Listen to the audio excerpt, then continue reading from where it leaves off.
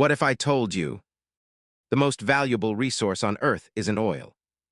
It's water. That sounds impossible. After all, oil powers our cars, our factories, our economies. Water falls from the sky. So how could it possibly be more valuable? But here's something even stranger. Every single day, countries import billions of liters of water without importing a single drop. That isn't a theory. It's happening right now, and almost nobody notices it. But that's only the beginning. Because the deeper we looked, the stranger this story became. What we discovered completely changed the way we think about water and the modern world. So, how can countries import water without importing water? Most people believe the world's most valuable resources are hidden underground. Oil, natural gas, gold, the materials that power economies, drive global trade, and influence the decisions of governments. For more than a century, oil has been the symbol of power. It fueled industries, connected continents, transformed economies, and reshaped the modern world. So when someone says that water could be even more valuable, it sounds almost impossible. After all, water seems limitless. It falls from the sky, flows through rivers, fills lakes, and covers more than 70% of our planet.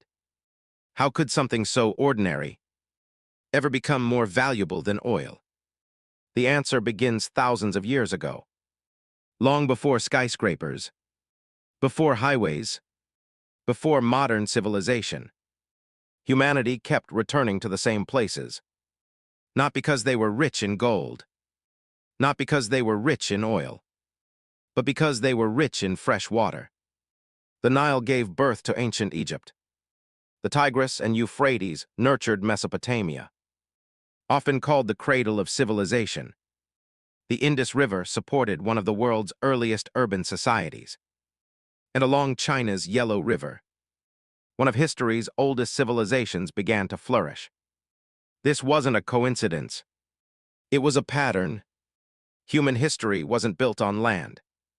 It was built wherever fresh water existed. And thousands of years later, that pattern still hasn't changed. Many of the world's greatest cities continue to depend on rivers, lakes, reservoirs, and reliable freshwater systems. Take fresh water away, and farms begin to fail. Food becomes more expensive. Factories slow down. Power generation struggles. Entire economies begin to feel the pressure. Suddenly, water doesn't seem ordinary anymore. But here's where this story takes an unexpected turn. Because the true value of water isn't always found inside a river, or a lake, or even a reservoir. It's hidden somewhere far less obvious, in a place almost nobody ever thinks to look. And once you discover where it is, you'll never look at global trade the same way again.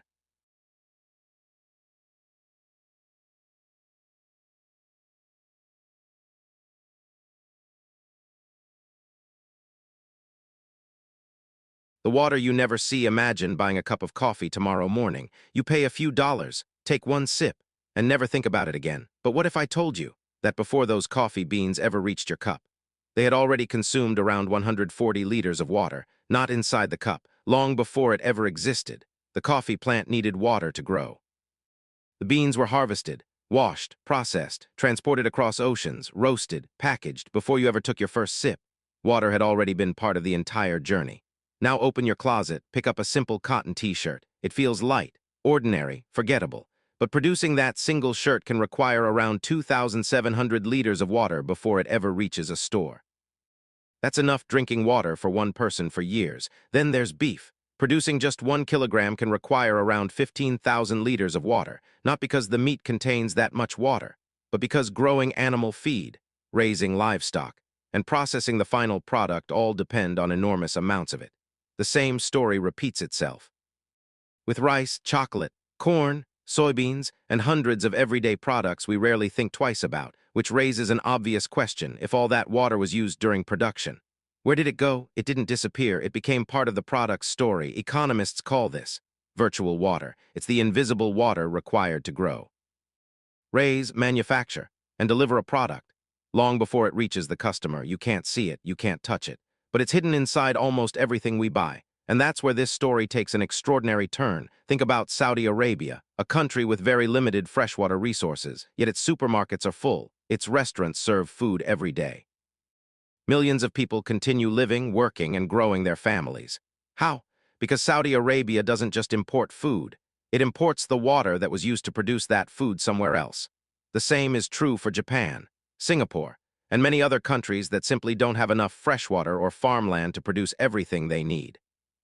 Which means something remarkable has been happening right in front of us. For decades, every single day, cargo ships leave ports carrying wheat, coffee, cotton, soybeans, fruit, vegetables, and thousands of other products across the world. But those ships are carrying something else as well, something invisible: water. The world has never traded food alone. It has always been trading water. Most of us simply never realized it, and once you understand that, an even bigger question begins to emerge. If nations are quietly importing water every single day, where does all of that water actually come from? And what happens when the countries producing it begin to run out?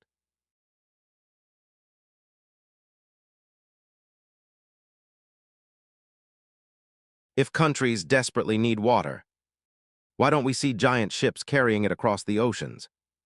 Why aren't there thousands of massive pipelines stretching between continents? The answer is surprisingly simple. Because the water isn't inside giant tanks. It's hidden inside the cargo. Every day, thousands of cargo ships leave ports carrying wheat, corn, soybeans, coffee, cotton, beef, fruit, and countless other products. To most of us, they're simply transporting food and raw materials. But that's not what they're really carrying. They're carrying the water that was needed to produce them. Imagine a country where fresh water is extremely limited. Growing large amounts of wheat would consume enormous quantities of precious groundwater. Instead, that country imports wheat from somewhere else. The wheat arrives by ship, but so does the water that was used to grow it. Not physically, virtually. Saudi Arabia is one of the clearest examples. Years ago, the country dramatically reduced domestic wheat production to protect its underground water reserves. Today, much of that wheat comes from abroad.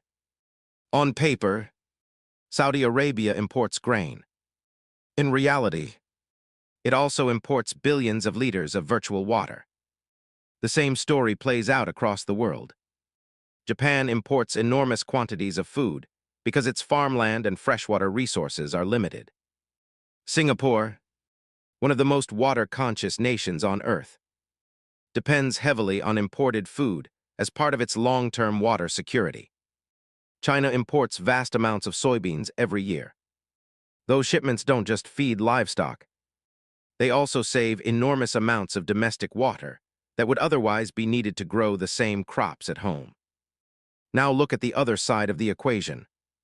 Countries like Brazil, the United States, Canada, and Argentina export huge amounts of agricultural products to the rest of the world. Every shipment of coffee, corn, soybeans, beef, or wheat also exports the water used to produce them. Without realizing it, the global economy has created an invisible water network connecting almost every nation on Earth. Some countries export water, others import it. Some conserve their own supplies. Others depend on foreign harvests to survive. The world has built a trading system where water quietly travels across oceans, hidden inside everyday products. And once you begin looking at global trade this way, everything changes. The world's biggest water pipelines aren't made of steel. They're made of global shipping routes. But this invisible system depends on one dangerous assumption. that the countries producing all this food will always have enough water to keep producing it. And that's exactly where the next chapter begins. Because when water becomes scarce, it doesn't just threaten farms, it begins to reshape power itself.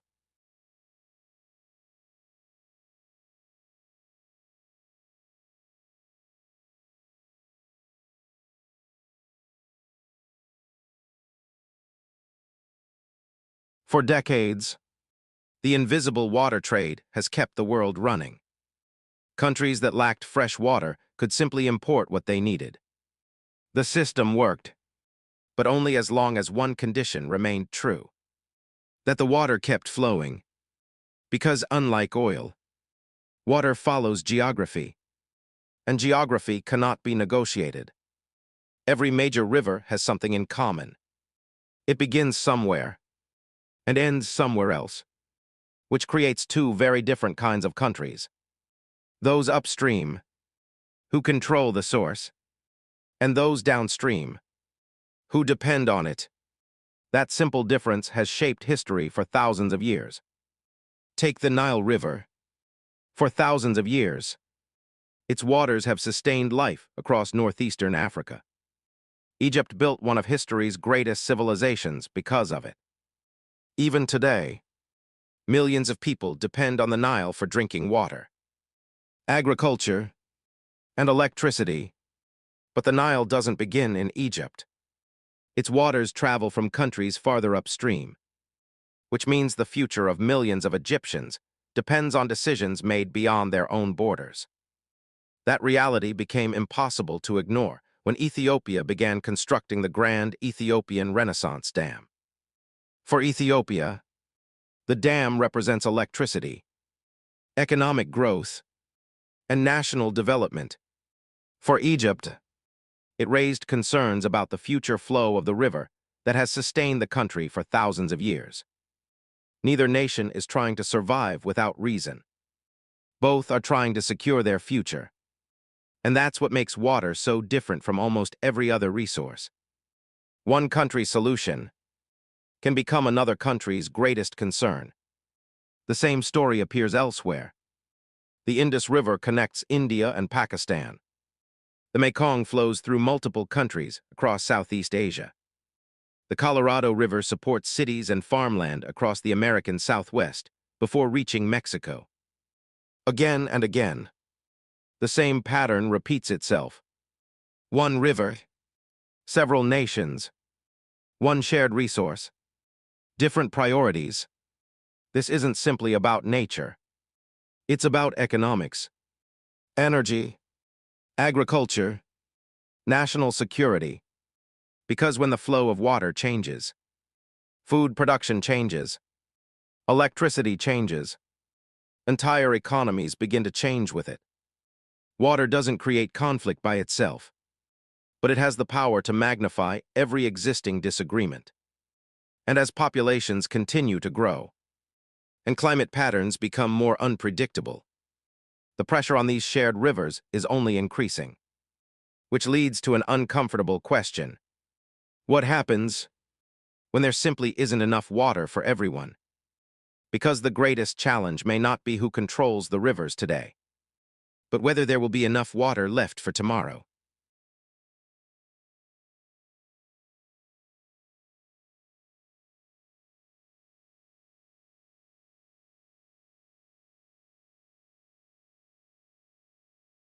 For thousands of years, civilizations adapted to the water they had.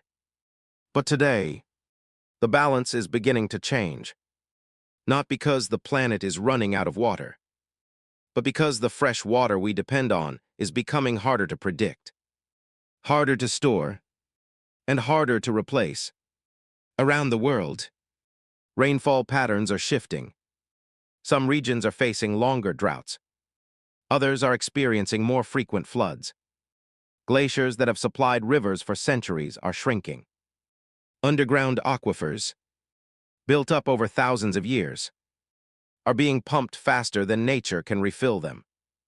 At the same time, the world continues to grow. Every year, millions of new people need food.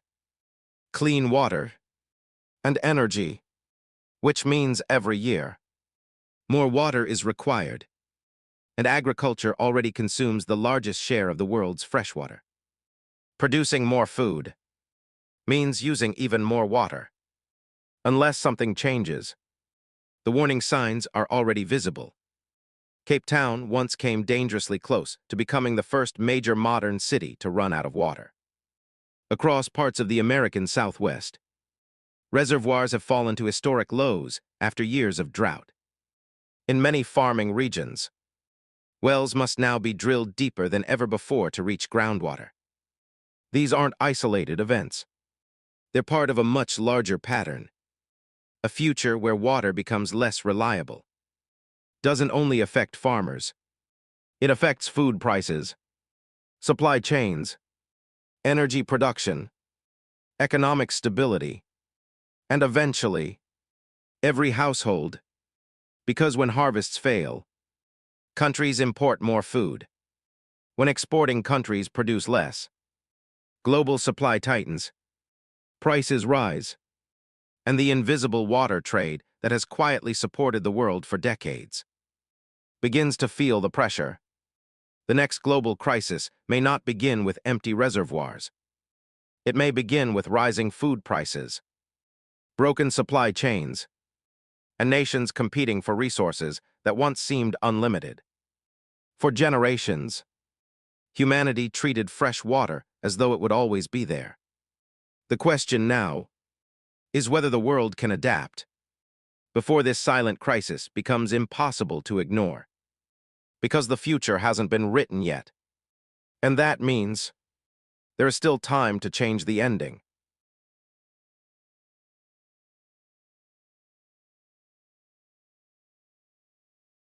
The good news is that this story doesn't have to end in crisis.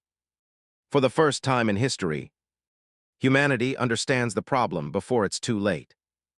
Around the world, countries are already proving that a different future is possible. Israel has become a global leader in recycling wastewater for agriculture. Singapore has transformed treated wastewater into one of its most reliable water sources. Modern desalination plants are turning seawater into fresh water for millions of people. Artificial intelligence is helping farmers use less water while growing more food. Cities are building smarter water networks that can detect leaks before millions of gallons are lost. These aren't ideas for the future. They're happening today. But technology alone won't solve this challenge. Because every breakthrough, every invention, and every policy depends on one simple choice: whether we finally begin treating water as the priceless resource it has always been. For thousands of years, water quietly built every civilization. It fed our crops, connected our cities, powered our economies, and made human progress possible. Yet for most of history, we barely noticed it. We searched for gold beneath the mountains. We drilled deep into the earth for oil. We raced across oceans chasing wealth, only to discover that the resource which made every civilization possible was never hidden at all. It was flowing beside us from the very beginning. Perhaps the greatest lesson isn't that water is becoming more valuable. The truth is, it always was. We were simply too busy looking somewhere else. The next chapter of human history won't be written by the countries with the largest armies or the biggest oil fields. It will be written by those who understand the true value of every river, every lake, every glacier, and every single drop. Because in the end, oil can power machines, but only water can sustain life. And the future of humanity will belong to those who choose to protect it.